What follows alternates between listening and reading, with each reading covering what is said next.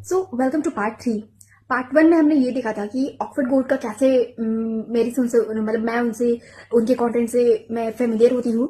और पार्ट 2 में मैंने आपको ये बताया कि आफ्टर जब मैंने ऑक्सफोर्ड गोल्ड के बारे में जब मैंने इंटरेक्ट करा तो फिर कैसे मुझे यूट्यूब ने एल्गोरिदम ने मुझे ये प्रॉपर उन्होंने पूरा दिखाया कि कैसे उनके अगेंस्ट एक ऑनलाइन लिंचिंग जो प्रोपेगेंडा होती है वो पूरा अभी मेल यूट्यूब क्रिएटर कम्युनिटी या जो भी है वहां पे वो चल रहा है। ठीक है, जितने भी मेल क्रिएटर्स हैं वो उनके अगेंस्ट एक डिजिटल लिंचिंग प्रोपेगेंडा वगैरह वो स्प्रेड कर रहे हैं।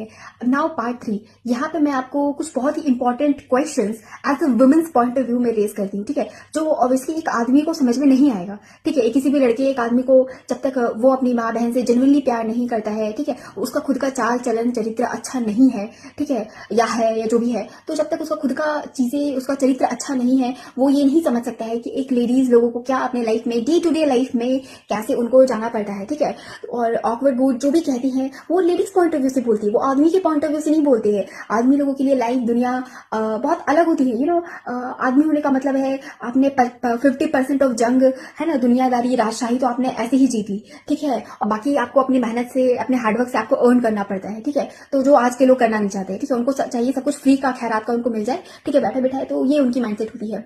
सो now coming to the point. ठीक है, कुछ जो बहुत ही फ्रिक्वेंटली है ना, फ्रिक्वेंटली रोटेटिंग है मल्टीपल वीडियोस में, क्योंकि ऑलमोस्ट सारे वीडियोस एक दूसरे के कॉपी पेस्ट होते हैं। कोई ओरिजिनल हार्ड वर्क लेबर है ना, ऐसा कुछ मेल क्रिएटर्स करते नहीं है। ठीक है, किसी बड़े क्रिएटर ने कुछ अपना ओरिजिनल वर्क है ना, हार्ड वर्क से कुछ अपना कंटेंट बनाया, फिर ऑलमोस्ट सब उसी को ही कॉपी पेस्ट करते रहते हैं।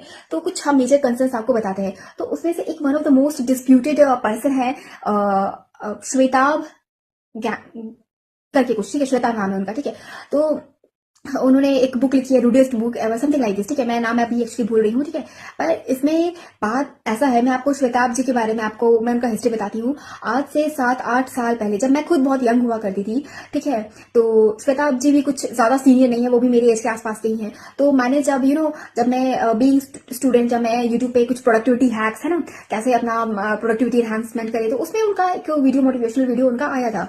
तो अब चूंकि वो इंडियन क्रिएटर थे, वो भी उस समय पे, ठीक है, 7-8 साल पहले, तो मैंने दैट्स वाई फिर मैंने उनका वीडियो क्लिक करा।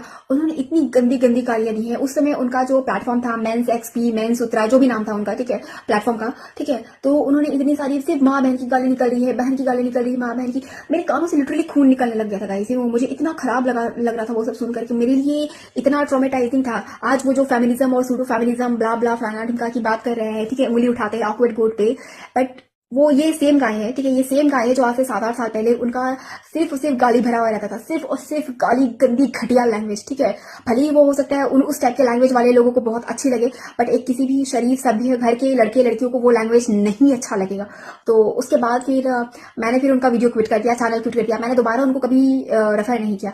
ठीक है, क्योंकि उनकी लैंग्वेज ही बहुत गंदी और घटिया हुआ करती थी। अब अभी ऑलमोस्ट 1 साल के अंदर जब मैंने वापस से अपना खुद का कंटेंट क्रिएशन स्टार्ट करा, तो फिर मुझे सडनली वो मिले। ठीक है, तो अभी उनकी पर्सनालिटी बहुत बहुत बहुत इंप्रूव हो चुकी है। He is not the same guy जो पास में थे। ठीक है, जो गाली गलौज न करते थे। अभी शायद उनकी शादी हो चुकी है, उनकी डॉटर है शायद, एक बार उन्होंने किसी वीडियो में बोला था कि उनकी बेटी है।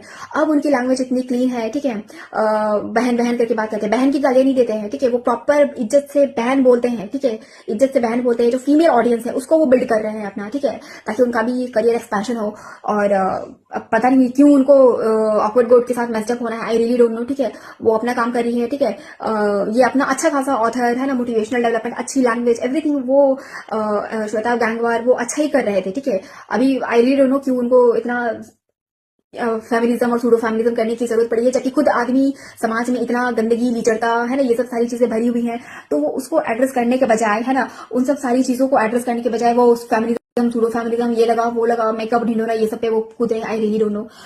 और एक दूसरे इंसान जो ऑकवर्ड गोट के साथ डिस्प्यूटेड है, दैट इज बाबा जी। ठीक है, तो अब देखिए, कोई भी बाबा जी, जिस कंसेप्ट में इनको बाबा जी को बैकलैश मिला था, उन्होंने बहुत खराब खराब बातें ऑब्वियसली बोली थी। ठीक है, मैं खुद जितने भी अभी फेमस पॉपुलर बाबा जी हैं, मैं खुद उनकी बातों को फॉलो करती हूँ, बहुत क्लोज देखती हूँ, वो क्या बोल रहे नहीं बोल रहे, मैं खुद उनको स्कूट नहीं करती हूँ। परंतु वो बाबा जी, उन्होंने वाकई वो खराब लैंग्वेज बोला था, चाइल्ड मैरिज को प्रमोट करना, लोगों को खराब बोलना, यंग लड़कियों को खराब बोलना, कैरेक्टर असैसिनेशन करना, it was really very ridiculous. मुझे खुद ये सब सुनकर के इतनी शर्मिंदगी महसूस हुई थी कि ये बाबा जी लोग ऐसे ऐसे स्टेटमेंट दे करके, है ना, हमारी सभ्यता, संस्कृति, कल्चर को इतना गलत तरीके से रिप्रेजेंट कर रहे हैं। तो अब देखिए, एक तो ऐसे भी सनातन कल्चर इतना अंडर अटैक रहता है, फिर अब ये लोग अगर बाबा जी लोग ऐसे बोलेंगे तो तब तो फिर और तो दिक्कत तो होगा ही, बोलने वाले तो बोलेंगे ही, फिर इतना ह्यूज क्राई हुआ, प्रोटेस्ट हो, तब जाके फिर बाबा जी ने बाकायदा अपना स्टेटमेंट वापस लिया, माफी मांगी। और अब वो लड़कों को भी अकाउंटेबल ठहराते हैं, ठीक है, ऐसा नहीं है, अब वो लड़कों के भी चरित्र पे कि उनको भी प्योर पवित्र वर्जिन रहना चाहिए, एवरीथिंग शादी से पहले, ठीक है, तो वो अब लड़कों को भी अकाउंटेबल ठहराते हैं। उन्होंने खुद को इम्प्रूव किया, ठीक है, अपनी फीमेल ऑडियंस के लिए, है ना, उसके लिए उन्होंने खुद को इम्प्रूव किया। और एक बहुत मेजर इश्यूज हो जाता है, ठीक है, कि वो लड़कों से हेट करती हैं, है ना, लड़कों को खराब बोलती हैं।